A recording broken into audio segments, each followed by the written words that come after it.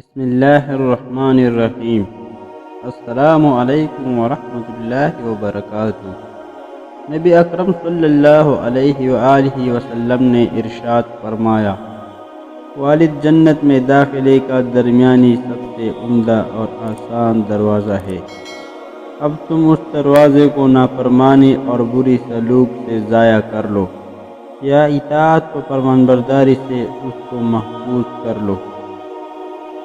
رسول اللہ صلی اللہ علیہ وآلہ وسلم نے ارشاد فرمایا، جو شخص جمعے کے روز اپنے والدین یا ان میں سے کسی ایک کی قبر کی زیارت کرے تو اس کی مغفرت کر دی جائے گی اور اسے فرمانبردار لکھا جائے گا۔ رسول اللہ صلی اللہ علیہ وآلہ وسلم نے فرمایا، اس شخص کے ناک خاک آلودہ ہو، اس شخص کی ناک خاک آلودہ ہو، پھر اس شخص کی ناک خاک آلودہ ہو۔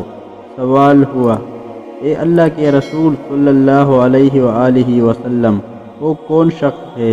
آپ صلی اللہ علیہ وآلہ وسلم نے فرمایا، جس نے اپنے والدین کو یا ان میں سے کسی ایک کو بڑھاپے میں پایا اور ان کی خدمت کر کے جنت میں داخل نہ ہو سکا۔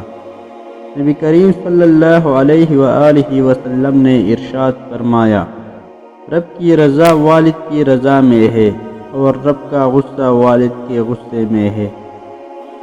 رسول اکرم صلی اللہ علیہ وآلہ وسلم نے ارشاد فرمایا، اپنے والدین کی فرمان برداری کرو، تمہاری اولاد تمہاری فرمان برداری کرے گی